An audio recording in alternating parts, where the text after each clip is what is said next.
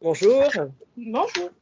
Comme d'habitude, dans les visios, on va se laisser peut-être quelques minutes de connexion pour les unes et les autres, mais on va pas laisser beaucoup puisque je vais le répéter tout à l'heure, mais on est sur un temps,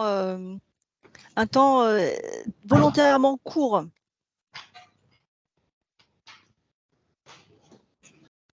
Ah, alors je refais rentrer Florence qui est sortie.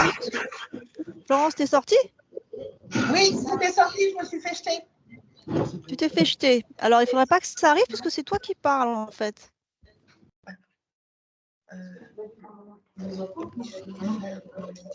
Alors,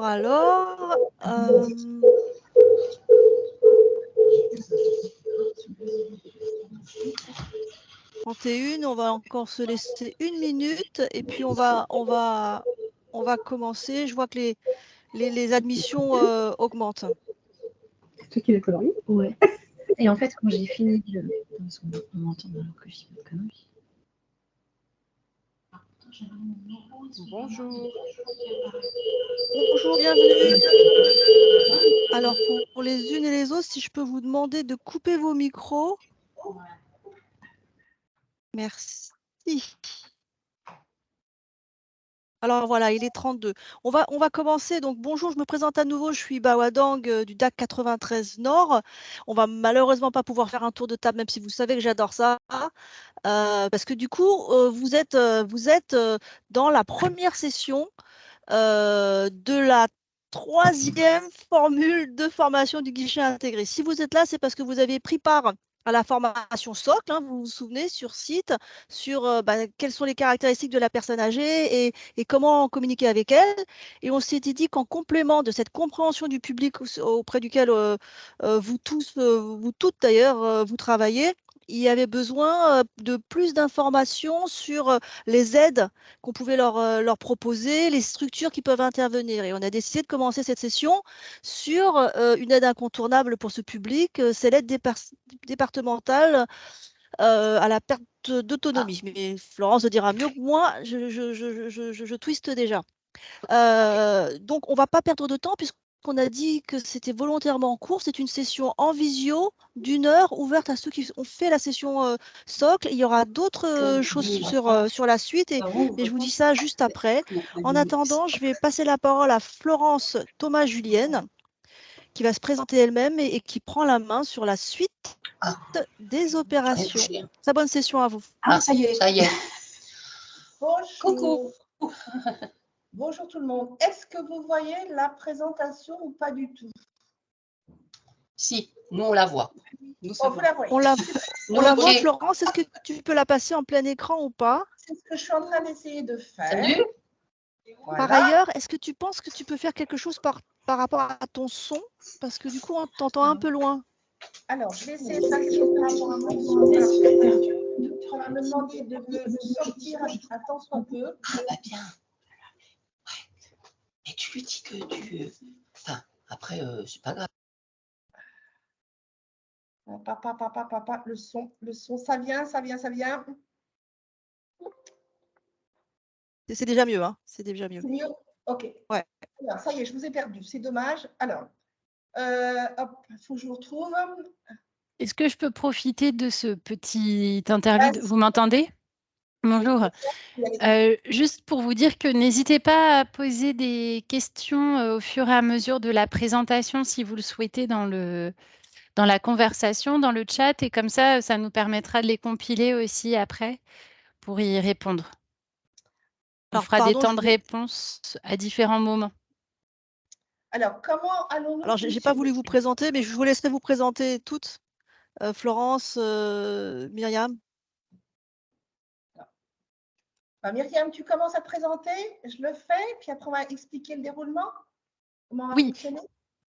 Ok, Myriam Le Talley-Grégoire, je suis chef du bureau de l'évaluation pour l'APA et de la coordination gérontologique au département au sein de la direction de l'autonomie.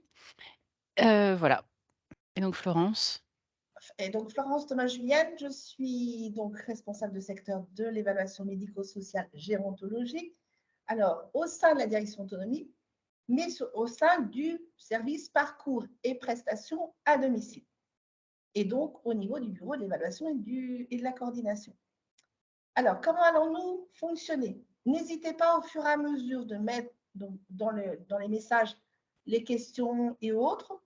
Nous allons faire différents temps dans le cadre du déroulé, des temps où vous allez pouvoir poser vos questions, des temps plutôt de réponse à des questions sur les parties qui viennent d'être présentées. D'accord? Et puis, si vous avez des questions qui ne sont pas sur la partie, on les verra à la fin. Est-ce que les consignes sont claires? Oui. Ouais, c'est bon. Je vois au niveau des gestes. Autre point technique, je vous propose donc d'éteindre vos micros pour qu'il n'y ait pas trop de larcène ou de bruit annexe autour. Moi, j'ai fermé un peu ma fenêtre pour éviter les problématiques classiques de bruit, mais si ça devient trop fort, je ferai la même chose. Donc, vous voyez bien mon écran. C'est bon? Eh bien, on est parti. Donc, l'APA, l'allocation personnalisée d'autonomie, a été créée bon, je fais un peu d'historique parce que ce n'est pas négligeable. En 2001, c'était l'initiative de cette allocation et elle a été développée dans la loi Adaptation de la société au vieillissement en 2015. Donc, ça, c'est un point. C'est donc en 2 étapes. Elle s'adresse à toute personne âgée de plus de 60 ans résidant en France qui se trouve dans l'incapacité d'assumer les conséquences du manque ou de la perte d'autonomie liées à son état physique ou mental. Elle doit permettre une prise en charge adaptée à ses besoins. Je vous remets un élément important aussi dans ce cadre-là, qui est notre référentiel, nous c'est le Code de l'action sociale et des familles, qui dit au cours de la visite à domicile, donc premier élément important, ça se passe au domicile de la personne. L'intéressé et le cas échéant son tuteur ou ses proches reçoivent tous les conseils et informations en rapport avec le besoin d'aide du postulant à l'APA et de ses proches aidants et aux modalités de valorisation du plan d'aide, c'est-à-dire l'aspect financier. Ils sont notamment informés par l'équipe médico-sociale, doivent avoir connaissance de tout changement de la situation de l'intéressé. Ça, c'est le point socle de la visite. Un élément après qu'on va voir, quelles sont les conditions d'éligibilité, comme on dit, pour cette prestation d'allocation personnalisée d'autonomie. Il faut d'abord que la personne fasse une demande et se matérialiser par une demande faite sur un dossier. Pas n'importe quel dossier, c'est le dossier de demande d'APA. Ils sont accessibles à la fois sur le site internet du département, mais également au sein des CCAS. Il faut donc 3 conditions pour pouvoir bénéficier de cette allocation personnalisée d'autonomie. L'âge, il faut au moins avoir 60 ans. Quelqu'un qui a un âge inférieur à 60 ans ne peut pas bénéficier de cette APA. Il faut résider en France de manière stable et régulière. D'accord? Et ça va se manifester comment?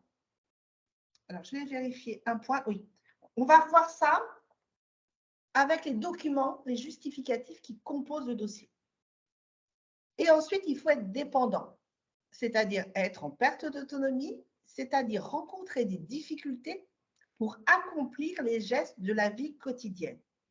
Quand on parle des gestes de la vie quotidienne, on ne parle pas du ménage et on ne parle pas de l'entretien du linge. D'accord? C'est les actes importants de la vie quotidienne. Et on va revenir un peu là-dessus un peu plus tard. Et l'APA ne peut pas se cumuler avec d'autres dispositifs qu'aurait la personne, qui sont la PCH, prestation compensatrice du handicap, l'aide ménagère, départementale, la personne âgée ou personne handicapée, si c'est par rapport à ses 60 ans, et une caisse de retraite. Et d'office, il existe une participation de l'usager qui est calculé en fonction de ses ressources. Je dis bien de ses ressources et pas du reste à vivre. D'accord? Et donc, avant de faire la pause, on fera la pause après cette diapositive.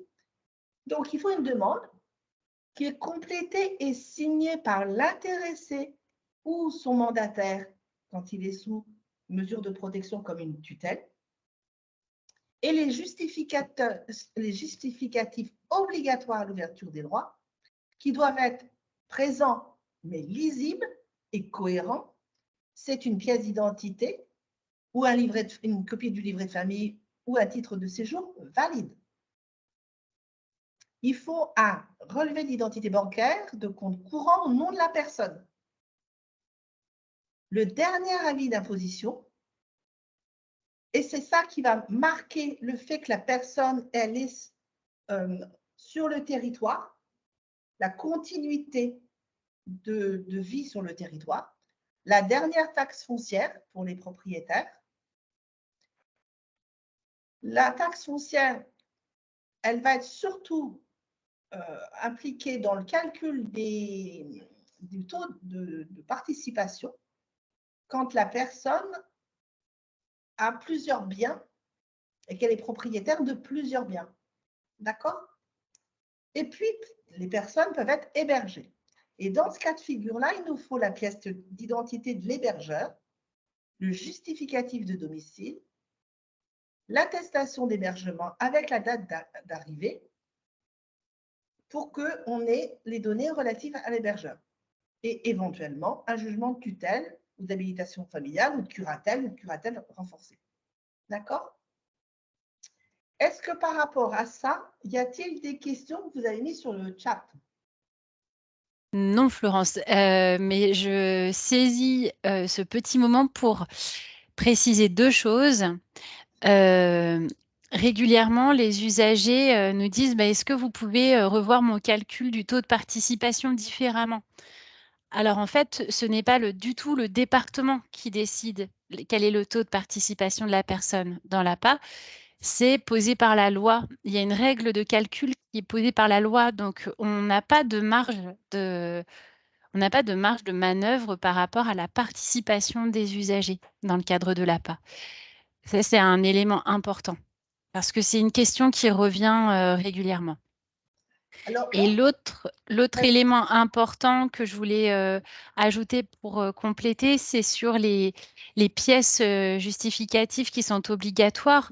C'est pareil, ce n'est pas une liste qui est faite comme ça par le département. C'est vraiment par rapport aux pièces qui sont nécessaires pour ouvrir le dossier.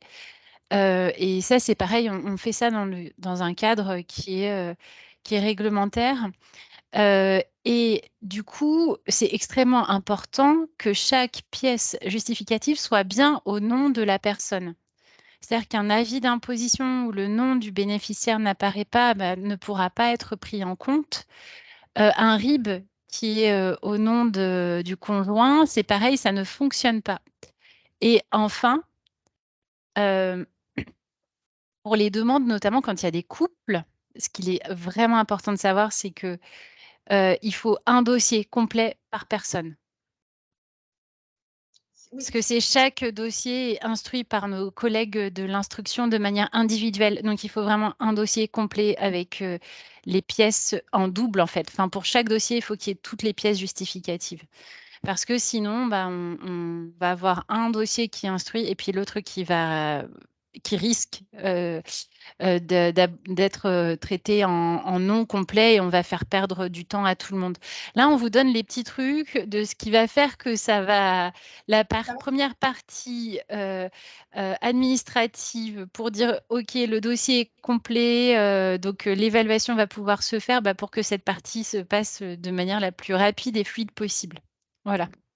Ça, c'est un point. L'autre point, si la personne vit en concubinage, il nous faudra d'office l'avis d'imposition du compagnon ou de la compagne du demandeur. Parce qu'autrement, ce sera jugé incomplet. OK? allez, nous passons au point suivant.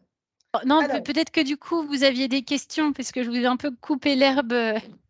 Voilà, mais peut-être que vous aviez des questions ou des remarques. non, c'est bon. Ça me fait penser, autre point aussi que vous pouvez dire. Si une personne va vous dire, je fais le lien entre justificatif et taux de participation. J'ai insisté pour dire que c'était les ressources. Quelqu'un qui est en surendettement, eh bien, on va quand même, la loi dit qu'on regarde ses ressources, pas son reste à vivre. Ça, c'est important que la personne soit au courant de ça aussi.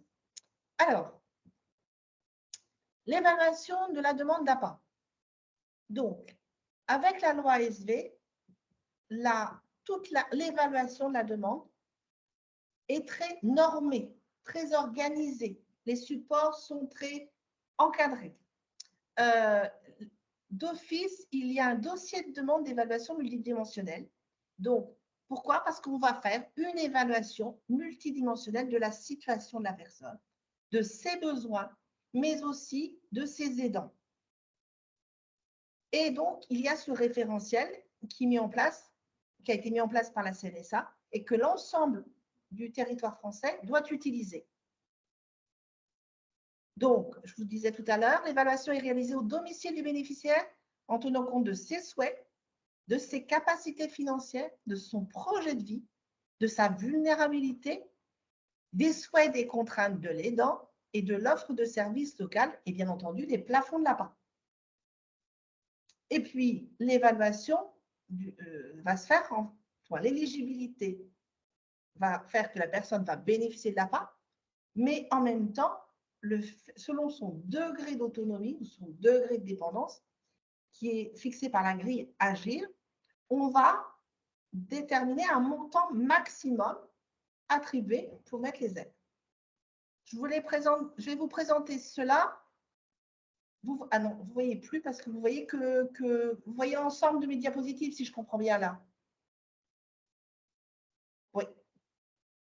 Alors. Il faut cliquer sur diaporama et en cours. Oui, oui. Comme ça, on verra plus gros. Merci. Je recommence. Diaporama et à partir de la diapo actuelle. Voilà. Non, à côté. Voilà. Ça marche. Oui, mais je ne vous vois plus après, c'est pour ça. OK. On continue. Ça ne change rien pour nous, par contre. Hein. D'accord. Alors, je reprends pour ceux qui ne sont pas éligibles à l'APA. Florence, nous, on est là toujours en présentation. Peut-être que juste tu peux, dans ce cas-là, si ça ne fonctionne pas, le mode diaporama, zoomer un petit peu sur la diapo. Non, ça marche, mais vous avez toujours la diapositive suivante? Non, on a toujours la présentation avec les diapos sur la gauche et puis celle que tu présentes au milieu. Ouais. Je vais zoomer. Ça va être plus simple. Non, alors, OK, j'y retourne. Parce que, voilà, ça va être plus simple. Vous voyez mieux, je pense, maintenant. Ah non, là, c'est trop. Voilà. Alors, on commence GIR 6, donc c'est ceux qui ne sont pas éligibles à l'APA. C'est des personnes autonomes pour les actes essentiels de la vie courante. Et GIR 5, c'est des personnes ayant besoin d'aide ponctuelle pour la toilette, la préparation de repas, voire le ménage. Les actes essentiels pour la vie courante, c'est quoi? Manger, s'hydrater, se laver, s'habiller, faire ses transferts, donc se déplacer du lit au fauteuil, du fauteuil à une chaise, se déplacer. Et puis, tout ce qui est autour de l'hygiène, autour de l'élimination. Cuisiner, gérer ses médicaments, faire le ménage, faire l'entretien du linge n'est pas un acte essentiel à la vie courante. Quand vous avez des personnes qui viennent vous voir et qui disent « Ah ben, j'ai pris ma voiture, je me suis stationnée là et je voudrais un dossier d'APA », si c'est pour eux, il y a un petit problème d'orientation. D'accord?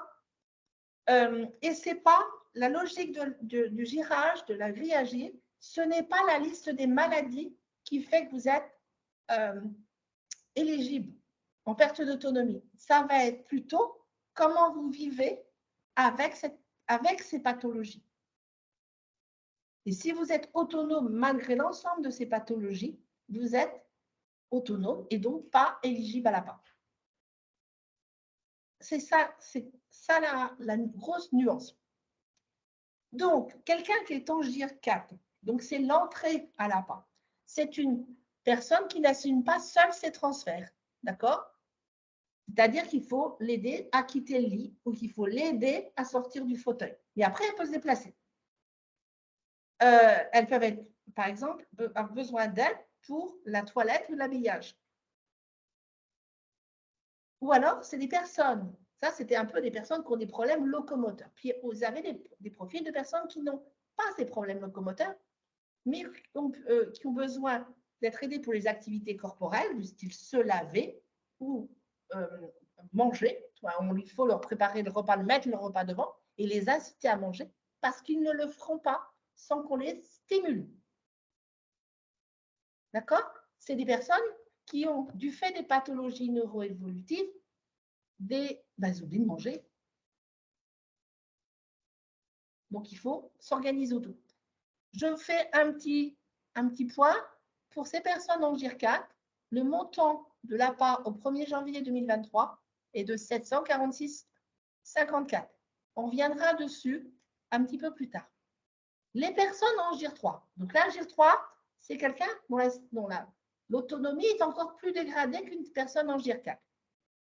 C'est des personnes qui ont conservé toute ou partie de leur autonomie mentale, c'est-à-dire elles ont peut-être des troubles cognitifs, mais bon, ça peut aller, et pas seulement leur autonomie locomotrice, elles se déplacent, mais qui ont besoin quotidiennement, et voire même plusieurs fois par jour, d'aide pour leur autonomie corporelle. Je reviens, c'est toujours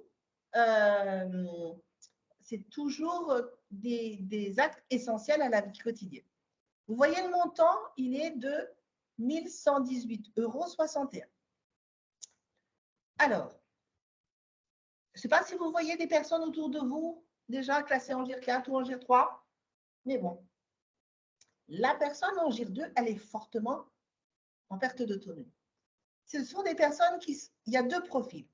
Soit des personnes qui sont confinées au lit, dont les fonctions mentales, cognitives ne sont pas totalement altérées. Quand je parle de ça, ça veut dire qu'elles peuvent communiquer correctement, être en interaction avec leur entourage et qui nécessitent une prise en charge pour les actes de la vie courante. D'accord? Transfert, manger, toilette. Et puis, il y a des personnes dont les fonctions mentales sont altérées, mais qui ont la capacité de se déplacer, mais qui ont besoin d'être toujours aidées pour les actes de la vie courante. Donc, le montant, il est de 1 547,93 €. Et puis, il y a quelqu'un qui a un micro ouvert. Et puis, ensuite, nous avons des personnes en GIR 1. C'est des personnes qui sont confinées au lit. Et les fonctions mentales, cognitives, communication sont fortement altérées, gravement altérées. Elles ne communiquent plus. Tout moins, quand elles communiquent, elles peuvent passer des cris, mais ce n'est pas compréhensible. Et qui demandent une présence indispensable et continue. Le montant est de 1 914,04 €. Voilà. Je fais une petite pause. Si vous avez des questions, posez-les. Si vous avez des remarques, n'hésitez pas à les faire au regard de cette situation. Bonjour, c'est Aurore Chaumel de l'équipe mobile gériatrique et hospitalière de l'hôpital René-Muret. Moi, la question que je me posais, c'est ça, en fait, le montant, c'est le montant hors déduction de la participation financière. Oui. Alors après, le calcul, il est fait comment? Si jamais, par exemple, une personne âgée toute seule, elle touche, je ne sais pas, moi, entre 20 et 25 000 €. Non, non, on ne va pas faire comme ça. Ah. Là, le montant, c'est pas, la participation va être déduite de ce montant-là. Participation va être déduite de ce montant-là. Alors, est-ce que je peux reprendre, je peux me permettre de compléter, Florence?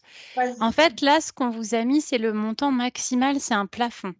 hein, parce que D'accord. l'APA, ce n'est pas une compensation financière versée sur un compte. On détermine, on va le voir après, dans le plan d'aide, quelles sont les aides qui peuvent être prises en charge via l'APA et qu'il y a besoin de mettre en place.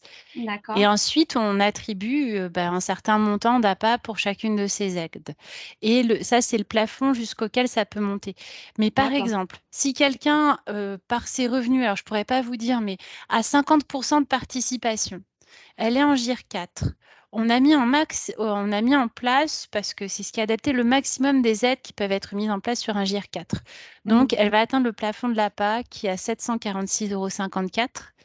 Le département versera la moitié, donc vers les 300, ouais, 370 €, quoi. Mhm. Et la personne paiera elle-même de son côté 370 €. D'accord. Et ça, c'est si elle reçoit, OK. Par rapport Ça, à ses revenus. c'est par rapport à ses ressources. D'accord. Exactement. Et en effet, ça dépend de son revenu annuel qui est divisé ensuite en revenu mensuel. D'accord. OK. Donc, c'est extrêmement important comme question parce que parfois, les personnes, elles ont des besoins que vous identifiez. Et puis après, vous dites, mais mince, il y a beaucoup moins d'heures que ce dont la personne aurait besoin, beaucoup moins d'heures d'aide à domicile qui sont mises en place. Et il y a plein de facteurs qui vont jouer. La personne va refuser peut-être parce qu'elle n'a pas envie qu'il y ait quelqu'un de présent tout ce nombre d'heures, mais aussi parce que cette participation financière, elle peut être un vrai frein. Voilà. Alors, pour que vous allez, prenez un téléphone ou un calculette près de. Voilà. Après, Florence, je trouverais ça intéressant que par exemple, quelqu'un qui a des difficultés à faire ses transferts sans aide technique, mais qui par contre arrive à sortir de son lit avec sa barre de lit, elle est en GIR 4 ou elle n'est pas en GIR 4? Eh bien, quelqu'un qui, avec une aide technique, est autonome, elle n'est pas en GIR 4. La grille Agir, si la personne fait seule, mais avec l'aide d'une aide technique, l'item de la grille Agir fait qu'elle est autonome. Donc, elle est en GIR 5. Elle peut être en GIR 5 ou en GIR 6 sur les situations. OK, d'accord. Alors là, ça vous renvoie à la grille Agir et comme vous êtes tous des professionnels, vous pouvez demander à vous connecter sur le site de la CNSA pour faire la e-learning sur la formation à la grille Agir. Aussitôt que la personne, avec l'aide d'une aide technique, par exemple, est autonome, elle est autonome. Alors, on reviendra un petit peu sur ces montants-là après, mais on va décliner un peu les propositions de plan d'aide.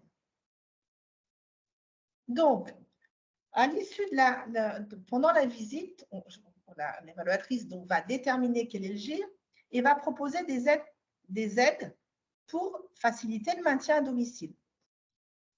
On reviendra sur les montants après. Donc, le plan d'aide est un document écrit qui va être la transcription de la visite. Il va être la synthèse des aides proposées à la personne. La personne a le droit de dire non. Et elle a le droit de l'accepter. Donc, on va transcrire les ensembles d'aides permettant le maintien à domicile. Elle va détailler les aides réalisables dans le cadre de l'APA. Et puis, proposer aussi des aides qui sont finançables par d'autres moyens. Ça peut être de proposer, par exemple, des dispositifs médicaux pris en charge dans le cadre de la sécurité sociale ou énoncer des aides qui sont prises en charge dans le cadre de la conférence des financeurs. Elle va aussi déterminer l'organisation de ce soutien à domicile avec les interventions, des aides à domicile, voire des soignants s'il y a une prise en charge de sien, et le rôle aussi de l'aidant indispensable. Sur le plan d'aide est noté également les sujets qui ont été discutés pendant la visite. Et puis, il énonce également les aides refusées par la personne. Alors, c'est quoi en pratique? Quand on parle d'aide humaine, on parle de services prestataires, c'est-à-dire des services d'aide et d'accompagnement à domicile qui sont autorisés par le département. Et là, le prix horaire pour les interventions du lundi au samedi est de 23 €. C'est le montant plancher. Et pour le dimanche, à 26,45 €. Mais ça ne veut pas dire que les services d'aide et d'accompagnement à domicile pratiquent ce tarif-là. Ils peuvent avoir un tarif au-delà. Le différentiel entre le tarif pratiqué et puis le tarif du département sera pris à la charge complète de l'usager. Ensuite, il y a la possibilité de mettre des aides humaines sous forme mandataire ou sous forme emploi direct. La nuance, c'est que si on fait appel à un service mandataire, c'est le service qui va aider à rentrer en contact avec un employé qui viendra faire les prestations à domicile et qui réalisera les démarches administratives à la place de la personne âgée. C'est-à-dire, quand on parle des démarches administratives, c'est à la fois le contrat de travail, l'inscription à l'URSSAF, c'est à la fois les feuilles de paie et puis la facture entre d'URSSAF. Et puis, l'usager aura à payer à la fois le service mandataire, à la fois le salaire de l'employé et puis l'URSSAF. Dans le cas de l'emploi direct, il n'y a pas cet intermédiaire qui fait toutes les démarches administratives, c'est l'usager qui doit les faire. Que ce soit sous la forme mandataire ou que ce soit sous la forme emploi direct, c'est la personne âgée qui est responsable devant les prud'hommes. C'est lui qui reste l'employeur.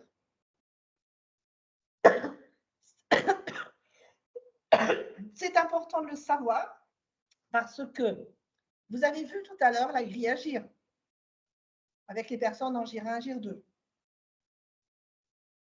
Le phénomène, c'est que ces personnes n'ont pas la capacité de faire les démarches, d'autant plus que tout se fait par Internet. Mais elles en ont la responsabilité. Donc, c'est leur vulnérabilité.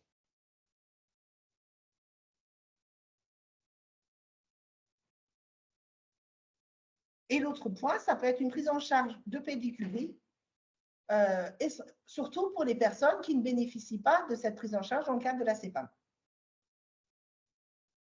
Et puis, on continue, mais on passe à des aides techniques. Alors, dans les aides techniques, on met l'échange corporel. C'est-à-dire que la personne, si elle a besoin du fait de soucis d'incontinence, de change corporel, ça peut être pris en charge dans le cadre de l'APA. Pour quelqu'un qui a une incontinence urinaire, mais qui gère bien son hygiène à chaque fois qu'elle va aux toilettes et qu'elle utilise des charges corporelles, elle est autonome. On ne regarde pas le problème d'incontinence, on regarde la gestion de l'hygiène autour de l'élimination. Et autre point d'aide technique mensuellement, c'est l'abonnement à la téléassistance. Et c'est important dans le cadre du repérage le plus rapide possible des chutes. Alors, peut être pris en charge également des aides techniques dans le domaine de l'aide à la vie quotidienne, dans le domaine de la prévention des chutes, dans la technologie de l'information et de la communication, à la fois dans le cadre de l'APA ou dans le cadre et un complément dans le cadre de la conférence des financeurs. Qu'est-ce que c'est que ce type d'aide technique? Ça va de la barre d'appui, du rehausseur de toilette, de systèmes pour pouvoir être assis dans sa baignoire. Ça peut être des fauteuils de douche, ça peut être des casques télé pour des personnes qui sont malentendantes pour éviter qu'ils se mettent la télévision entre fortes.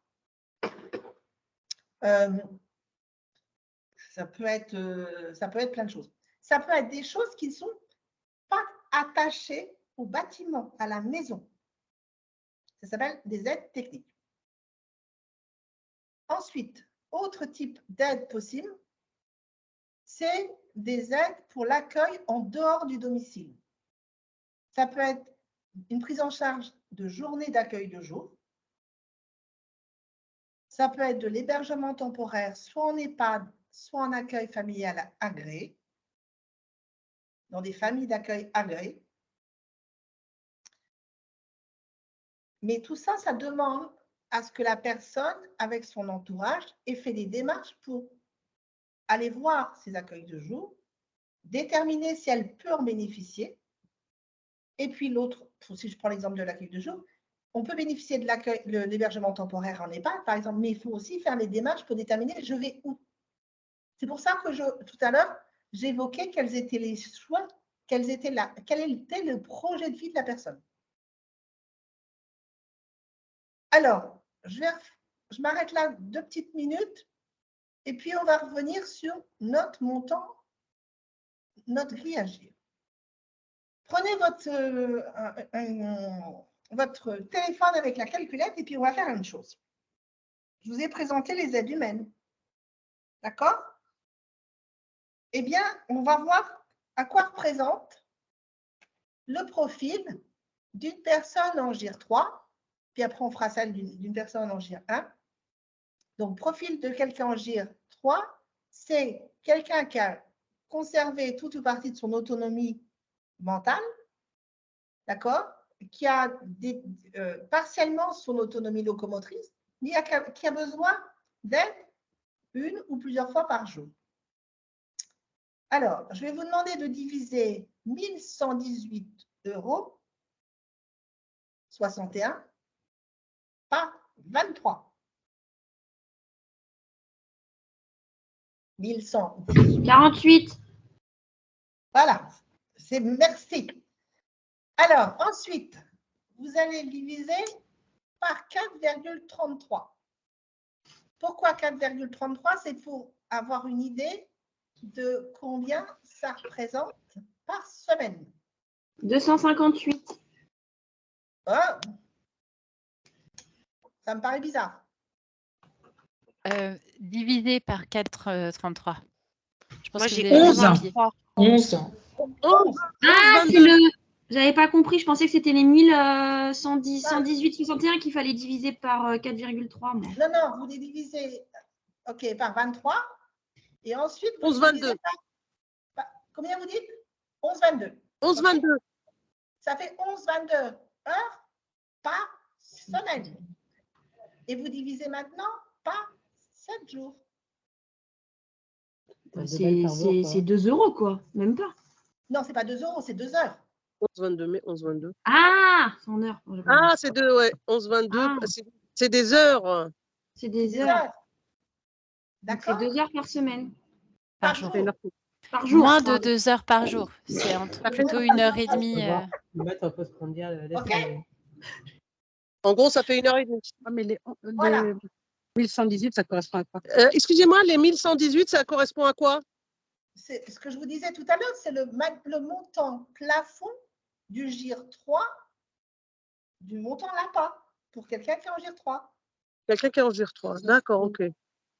Donc, Le maximum d'aide qui pourra être attribué, ça montera au maximum jusqu'à 1118 €, 61. On entend bien que dedans, il y a et le département et la participation de l'usager s'il participe. Et donc, comme c'est un montant maximal, après, là, Florence nous a fait calculer. Si je mets le maximum de nombre d'heures pour cette personne, sachant qu'on a un tarif à 23 € de l'heure, enfin, et encore, sauf le dimanche, c'est plus élevé, mais un tarif semaine à 23 € de l'heure. Donc, voilà, ça me fait combien d'heures au maximum? C'est un peu théorique, hein, 48 heures pour ce GIR 3 et je le divise par semaine puis par jour. Et en gros, pour cette personne en GIR 3, on pourra, via l'APA, financer au maximum 1h30 d'intervention d'un service prestataire à domicile. Et si je fais la même chose pour quelqu'un qui est en GIR 1, vous aurez au maximum 2 heures et demie par jour. par jour. GIR 1, c'est une personne qui est alitée et qui n'est plus en capacité. Voilà. De communiquer et qu'il faut aider pour toutes les actions de la vie, tous les actes de la vie essentielle. Laver, donner à manger et aider au transfert de lit au fauteuil. Et là, je n'ai pris que des aides humaines. Je n'ai pas mis d'aide technique, je n'ai rien mis du tout. Je n'ai fait que les aides humaines. D'accord? Tu vas l'acheter. Donc, voilà, c'est ça l'APA. Alors, Laurence, les prestations spéciales. Pardon. Sans les prestations. alors vous avez peut-être. Alors, il y a deux questions. Il y a une petite remarque qui rebondit directement sur ce que tu viens de dire. C'est vrai que il y a une remarque qui dit que sur un GIR 1, c'est pas beaucoup plus par jour que pour quelqu'un qui est en GIR 3. Eh bien, non. C'est 2h50. C'est ça. 2h30. Et il y a une question qui délivre la notification du GIR? Eh bien, oui, c'est moi qui l'ai posé cette question. Donc, est-ce que c'est le département qui évalue? C'est ce que je vous ai le département qui évalue? Oui, c'est l'évaluatrice médico-sociale qui fait la visite à domicile, qui va déterminer le GIR et qui va proposer le plan d'aide. D'accord, c'est l'intervenant qui vient à domicile. Non. C'est l'évaluatrice médico-sociale. Pour l'APA, il y a une équipe, une partie de l'équipe est directement rattachée au département. Une partie des professionnels sont des professionnels des villes conventionnées. Ce ne sont pas les personnels des services prestataires. Hein, ce n'est pas les personnels des services d'aide à domicile. Ce sont des professionnels qui sont en général travailleurs sociaux ou infirmières et qui ont une formation spécifique sur l'APA.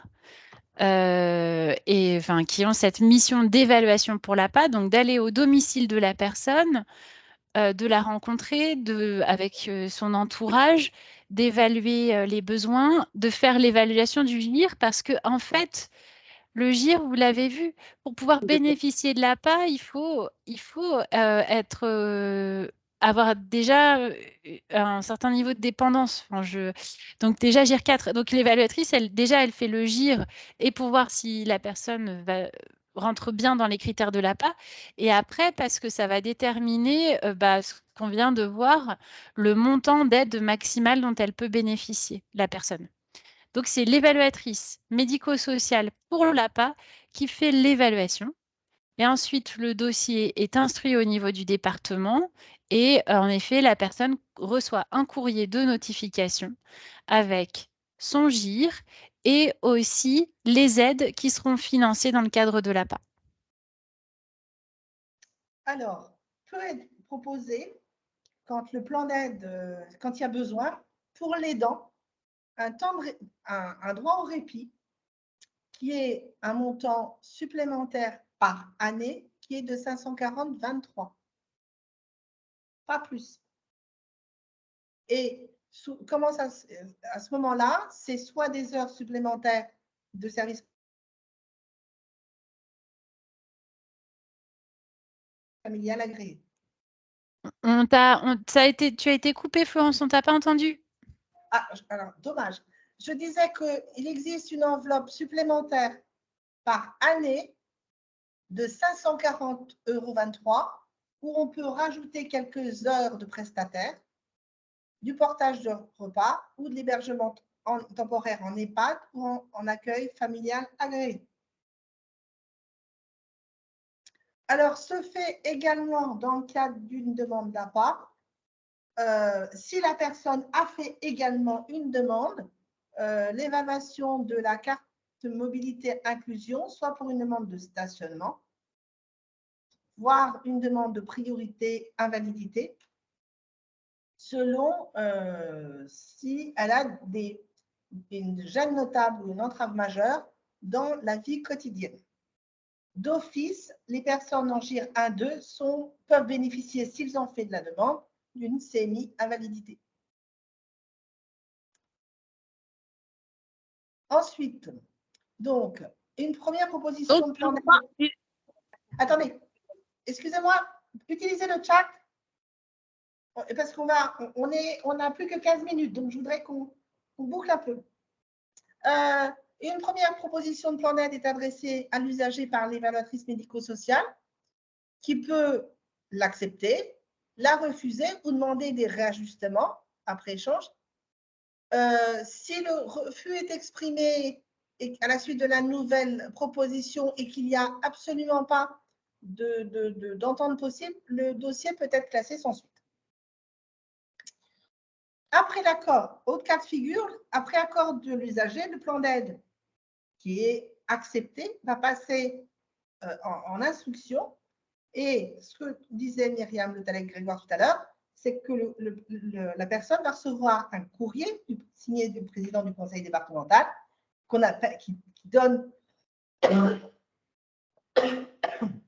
qui rappelle le GIR, les éléments du plan d'aide, sa participation, le montant qui va lui être attribué dans le cadre de l'APA. Et donc, ce courrier particulier s'appelle notification. Et puis, s'il y a besoin, au bout d'un certain temps, dans le cadre de la vie du droit, d'une révision, parce que la situation s'est aggravée, eh bien, on peut faire une demande de révision. Je vous ai mis le lien pour retrouver le support, pour pouvoir retrouver le document de demande de révision sur le site du département. Et alors, on fait une demande de révision avec le dernier avis d'imposition ou de la taxe foncière. Et il y aura une nouvelle demande, une nouvelle visite et un nouveau plan d'aide. Et puis, au regard de différentes données, le département peut être à l'initiative de révision et donc au regard aussi des informations qu'on a sur l'utilisation, la mise en œuvre du plan d'aide.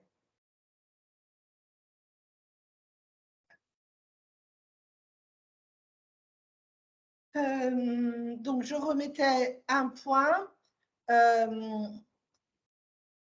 là-dessus. Il peut exister un système prioritaire que je vais vous mettre dans le diaporama, mais qui ne peut être initié que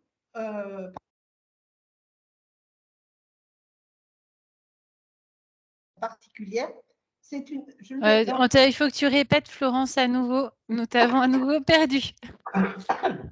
Alors, initié que par les professionnels suite à une altération sévère ou un changement significatif de la perte d'autonomie de la personne. Je vous mets dans le diaporama comment procéder, mais comme on n'a pas trop de temps, je préfère qu'on avance sur vos questions.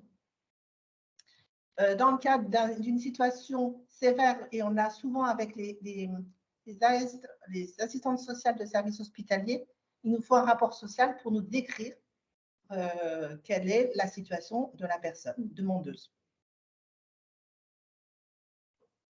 Alors, ce que vous pouvez savoir, vous, pour quelqu'un qui est allocataire de l'APA, c'est que son aidant indispensable, c'est-à-dire la personne qui, si cette personne n'était pas là, le maintien à domicile ne serait pas faisable, s'il est prévu une hospitalisation de cet aidant indispensable, qui a été aussi identifié lors de la visite de l'évaluateur médico-social, eh bien, on peut, durant l'hospitalisation, alors il y a sous condition, bénéficier d'un montant de 1 073,30 € par hospitalisation d'aidant indispensable. Et là, on met en place des aides, on rajoute des heures de prestataire, ça peut être de l'hébergement temporaire, ça peut être du portage de repas. Il y a un dossier de demande particulière pour cela et il nous faudra des justificatifs pour prouver également l'hospitalisation d'aidant indispensable.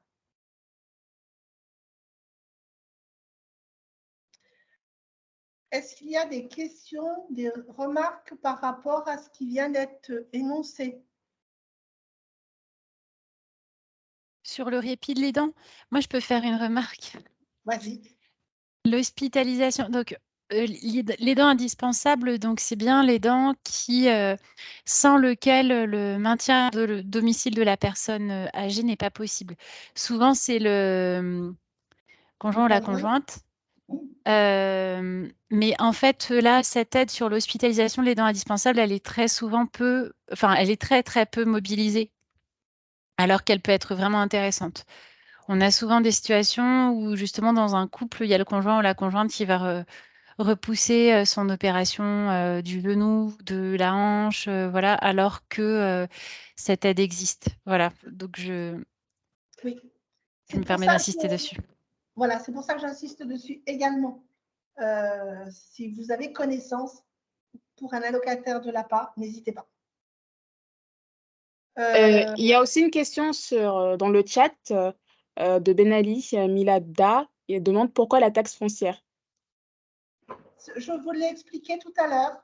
Ce n'est pas par rapport comment je vais formuler ça. Il y a un calcul qui est fait pour les personnes qui sont propriétaires d'un autre bien que leur résidence. Tout ça est hyper technique et j'ai ma collègue instructeur qui n'est pas à l'écoute, semble-t-il, qui vous dirait, parce que ça... Je suis là. Alors, excuse-moi. Vas-y, Alexandra, peux-tu nous donner quelques éléments quand un propriétaire est non propriétaire de son domicile? Alors, bonjour à toutes. En fait, c'est quand les personnes sont propriétaires de plusieurs biens en dehors du bien ou enfin, de leur domicile, le calcul n'est pas pareil. En fait, on va prendre aussi en compte la base, comment dire, quand vous tournez la feuille d'impôt, de taxe foncière, derrière, vous avez la base du valeur du bien. Et c'est cette somme-là qu'on va aussi intégrer dans notre calcul de taux de participation. Et tout ça, c'est lié à des règles qui sont imposées par la loi. Et Alexandra, peut-être que tu as en tête, un peu en fonction du revenu annuel, quel taux de participation ça peut donner? Alors, deux ou trois exemples pour un peu... je pense que c'est une question que se posent les personnes qui participent. Je vais le faire. Je laisse Florence. Voilà, je vais le faire avec le calculateur. Ça va être parce que, clair. en fait, j'ai pas le temps. Malheureusement, j'ai pas mais je sais qu'il n'y a pas une énorme différence. Hein. On va parler de 1 ou 2%, à part que si la personne, elle a 3 biens, là, oui. Mais quand c'est juste un second bien, quand on va prendre en calcul, c'est une petite différence de taux de participation. Ok. Malheureusement, je n'ai pas d'exemple. Désolée. Alors, si je prends quelqu'un qui a 800 € de ressources, alors, si le calcul établi, d'accord, si on prend le revenu de référence est à 800 €, elle aura, pourquoi il me fait des choses comme ça?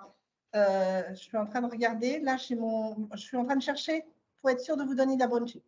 800 €, elle a 0 de participation. D'accord? Alors, je vais vous faire un montant de... Je vais vérifier ça. Voilà, j'ai mon... Alors, comme je fais deux choses à la fois, mon ordinateur, mon calcul... Oui, c'est bien ce que je pensais. Il est en train de me dire des méchancetés. Ça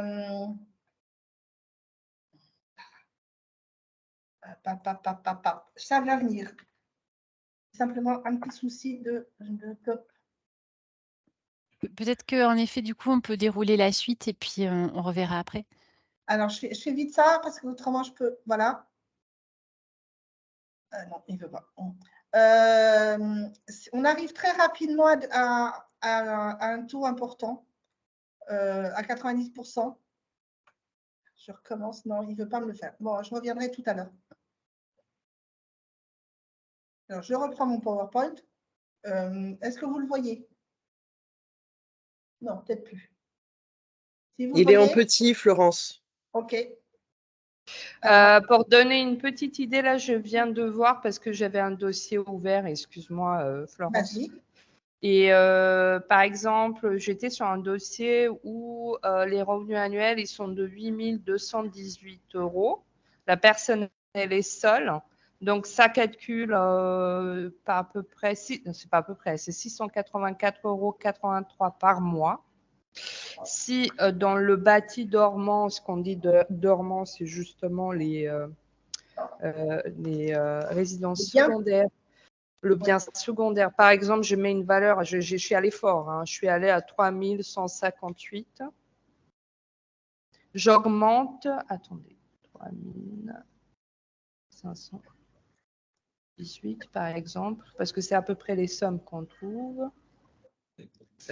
Juste, je suis désolée de vous couper, mais je pense que parce que la visio se finit à 30, j'ai peur que le lien s'arrête à 30 et il est 26. Je voulais juste dire, tout à l'heure, on était à 628. Si je mets 3518 pour le bien, on va monter à 831 € par mois, pris en compte.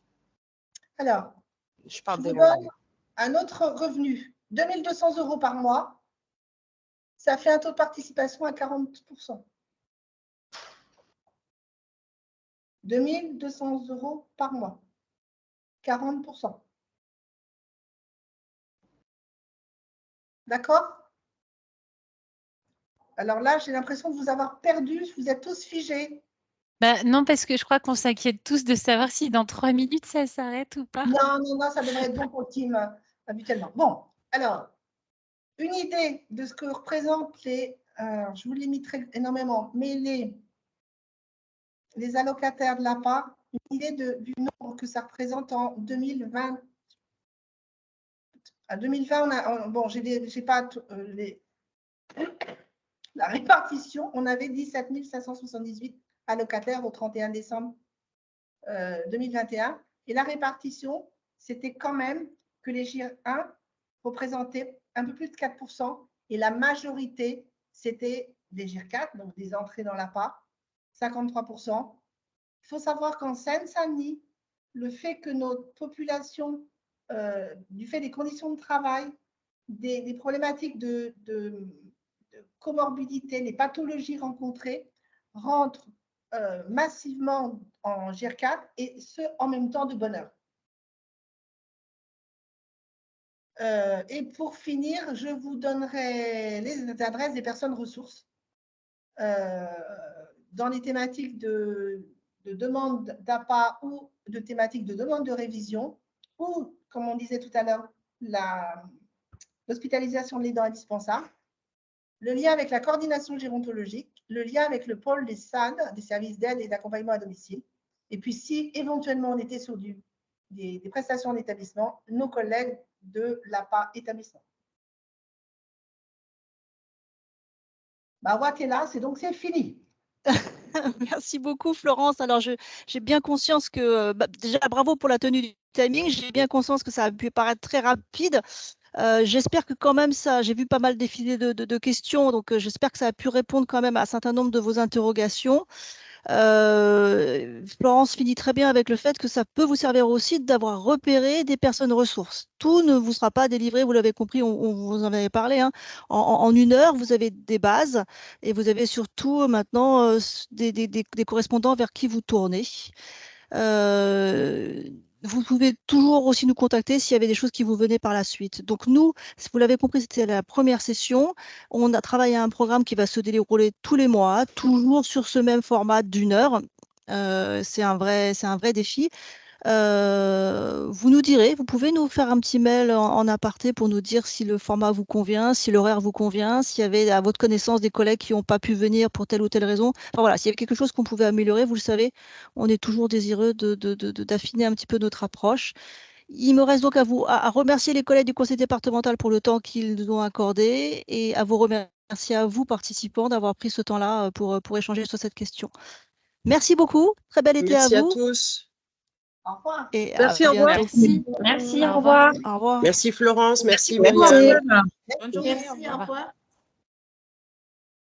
Eh ben,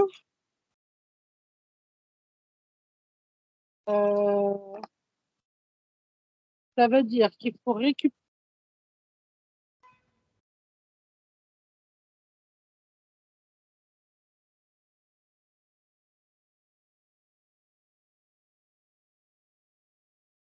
ça y est, vraiment.